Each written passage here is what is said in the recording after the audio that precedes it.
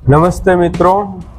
तो यहाँ पर पावर, वोल्टेज, रेजिस्टेंस और करंट, इन सब का फॉर्मूला एक बहुत ही राउंड अप शेप में अलग अलग डिवाइड करके दिया गया है।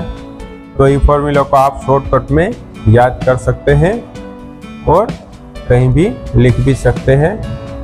अब हम सबसे पहले बात करेंगे सिंगल फेज मोटर के बारे में, यानी कि सिंगल फेज मोटर का अगर आपको हॉर्स पावर ढूंढना है तो आप कैसे ढूंढेंगे, उसके बारे में ये सूत्र दिया गया है। हॉर्स पावर यानी कि voltage into ampere into power factor into efficiency, क्योंकि मैकेनिकल में एफिशिएंसी ज़्यादा जरूरी है, इसलिए एफिशिएंसी हमेशा हॉर्स पावर में डाला जाता है। और उसको डिवाइड किया है 745.7 से, तो ये आपको मिलेगा हॉर्स पावर।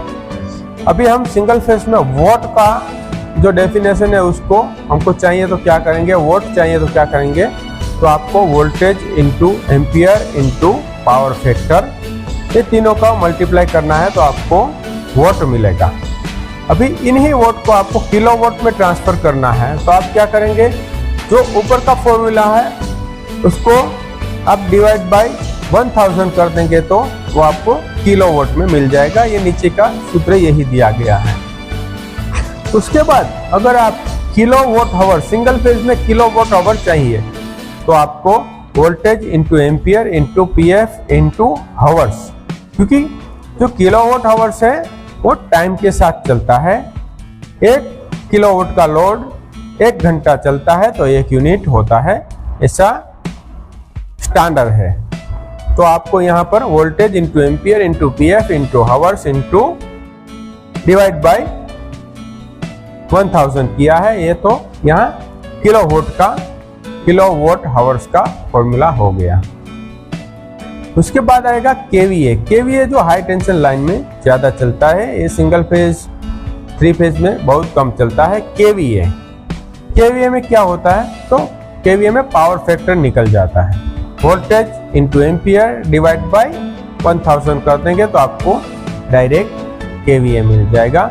नीचे पर जो केवीए है, पीएफ है और एफिशिएंसी है, उसका फुल फॉर्म दिया गया है, तो आप देख लेना। अभी आएंगे 2 फेज पावर में। ये हमको यहाँ पे ज्यादातर यूज तो नहीं होता है, फिर भी उसका फॉर्मूला यहाँ पर दिया गया है कि 2 फेज पावर में क्या क्या होता है। यहाँ पर जो हम आगे सिंगल फेज में देख गए हैं, उन सभी फॉर्मूला में इन ऊपर की साइड में जो है फॉर्मूला, उनको 2 से मल्टीप्लाई किया गया है और वो आपको 2 फेज पावर का सब फॉर्मूला मिल जाता है। इसके आगे हम देखेंगे जो बहुत ही उपयोगी है, ऐसा 3 फेज का फॉर्मूला है सब।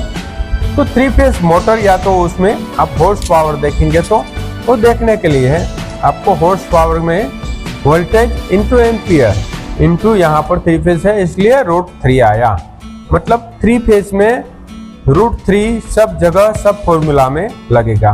तो हॉर्स पावर के लिए voltage into ampere into √3 into PF into efficiency, इन सब को मल्टीप्लाई करके उसको डिवाइड बाय 745.7 से आप डिवाइड करेंगे तो आपको हॉर्स पावर मिलेगा।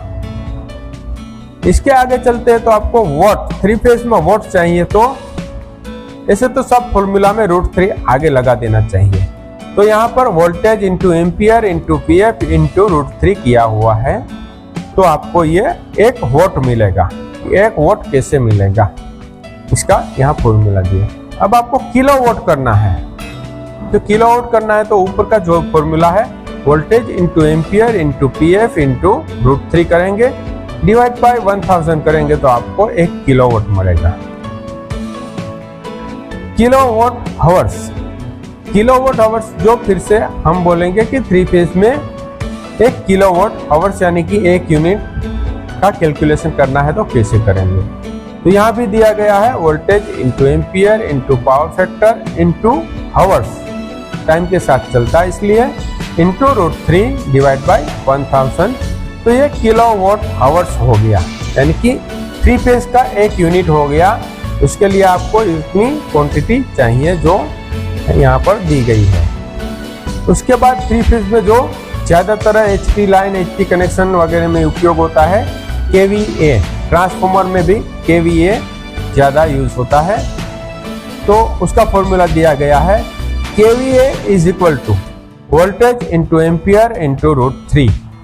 यहाँ यानी यहाँ पर क्या चेंज है, पावर फैक्टर यहाँ पे निकल गया है, क्योंकि यहाँ पर पावर फैक्टर केवीए में नहीं लिखा, किलो वोल्ट एम्पियर लिखा हुआ है इसका फॉर्मूला में। इसका फुल फॉर्म ये होता है। तो यहाँ पर पावर फैक्टर निकल गया है, तो voltage into ampere into √3 divide by 1000 कर दिया है। तो ये आपको केवीए, किसी भी लाइन का केवीए निकालना है तो वो यहाँ पे निकल जाएगा। केवीए में सिर्फ पावर फैक्टर नहीं आएगा, किलोवाट और केवीए में इतना ही फर्क है कि किलोवाट में पावर फैक्टर आ रहा है, केवीए में पावर फैक्टर नहीं आ रहा है। ये आपको दो मेजर चेंजेस आपको ध्यान में रखना पड़ेगा। तो ये फॉर्मूला सब हमारे 3 फेज में काम आएगा। उसके बाद जानते हैं 3 फेज मोटर। अगर 3 फेज मोटर का आपको करंट, स्टार्टिंग करंट जानना है तो रेटेड पावर उसका जो प्लेट पर लिखा हुआ रहता है 4 टाइम्स होता है। रेटेड करंट 3 फेज का जो स्टार्टिंग करंट है वो 4 टाइम रहता है, इसलिए उसको 4 से मल्टीप्लाई करना पड़ता है। तो यहाँ पर rated power divide by √3 voltage root में दिया गया है, √3 into voltage into PF into efficiency. यहाँ पर सिर्फ √3 ही है, वोल्टेज वगैरह पर रूट नहीं है, ठीक है, और ध्यान में रखें। और ये जो फॉर्मूला है उनको 4 से मल्टीप्लाई किया है, मतलब यहाँ पर 3 फेज मोटर का स्टार्टिंग करंट है वो 4 गुना होता है जो रेटेड करंट होता है, रेटेड रहता है उससे 4 गुना। रनिंग करंट में आप देख रहे हैं यहाँ पे 4 आगे से निकल गया। Rated power divide by √3 voltage into PF into efficiency दिया गया है। ये जो आपको दिया गया उसमें से किसी भी एक क्वांटिटी आपको ढूंढना है तो आप इसको कैसे भी रोटेट करके आप किसी भी एक क्वांटिटी आप ढूंढ सकते हैं। अगर आपको रेटेड पावर ढूंढना है तो आपको जो √3 वाला जो नीचे का दिया गया हिस्सा उसको रेटेड करंट से मल्टीप्लाई करेंगे तो आपको रेटेड पावर मिल जाएगा। अगर आपको वोल्टेज नहीं दिया गया है तो आपको अगर वोल्टेज ढूंढना है तो आप क्या करेंगे, करंट को साइड से नीचे ले लेंगे और वोल्टेज को ऊपर ले लेंगे। रेटेड पावर के नीचे जो √3 वोल्टेज आया उसकी जगह पे करंट आ जाएगा, पीएफ आएगा और एफिशिएंसी आ जाएगा। तो उसे आप चेंज करके कोई भी एक क्वांटिटी आप ढूंढ सकते हैं। अब आता है यहाँ डीसी पावर। तो डीसी पावर में क्या नहीं आ रहा है, डीसी पावर में एक चीज नहीं आएगी, वो है पीएफ। पीएफ यहाँ पे कहीं भी नहीं आएगा। सबसे पहले हम डीसी पावर का हॉर्स पावर देखेंगे। तो हॉर्स पावर में वोल्टेज, एम्पियर एंड एफिशिएंसी है। यहाँ पे उसको डिवाइड किया है 745.7 से डिवाइड किया है, तो यहाँ पर हॉर्स पावर आ गया। यहाँ पर पीएफ एक नहीं आएगा। अगर हमको वोल्ट ढूंढना है तो वोल्टेज इंटू एम्पियर कर देंगे तो आपको डायरेक्ट वोल्ट मिल जाएगा। किलोवाट ढूंढना है तो voltage into ampere divide by 1000 करेंगे तो आपको डीसी पावर का किलोवाट मिलेगा। डीसी पावर का एक यूनिट ढूंढना है आपको, एक यूनिट पावर, यानी कि हम जो मीटर में रिकॉर्ड करते हैं वो एक यूनिट ढूंढना है तो voltage into ampere into hours, यहाँ पर भी पीएफ निकल जाएगा, डिवाइड बाय 1000 कर दिया तो आपको किलोवाट हावर्स यानी कि एक यूनिट मिल जाएगा। अब यहाँ पर बताया गया है सीरीज पैरेलल सर्किट बताई गई है। सबसे पहले यहाँ पर लैंप बताया गया है कि लैंप को अभी सिंगल लैंप है उसको सिंगल की तरह बताया गया है। दूसरे में 2 लैंप को सीरीज में ज्वाइंट किया है तो वो भी बताया गया हो। तीसरे में 2 लैंप को पैरेलल में ज्वाइंट किया है, ये भी बताया गया।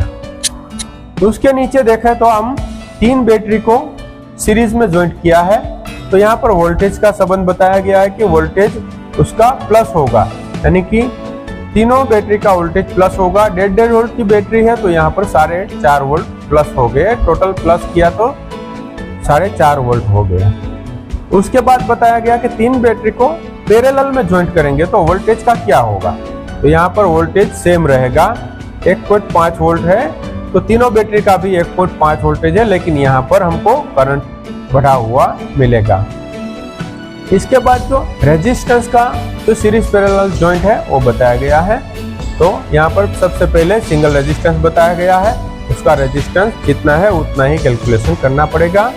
दूसरे में दो रेजिस्टर्स को सीरीज में ज्वाइंट किया है, दो रेजिस्टर्स को सीरीज में ज्वाइंट किया है तो उसमें रेजिस्टेंस प्लस होगा।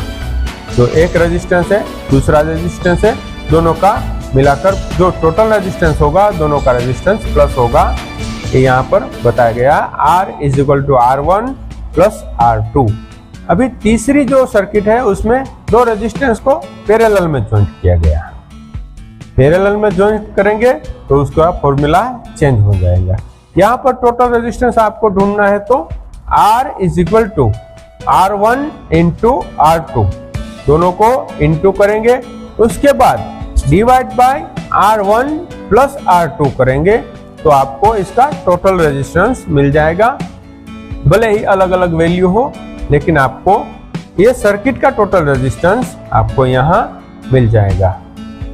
इसके आगे चलते हैं तो यहाँ इलेक्ट्रिकल वर्क, इसके जो mm साइज वायर है उसकी एम्पीयर कैरिंग कैपेसिटी है वो आपको यहाँ बताने का प्रयास किया है।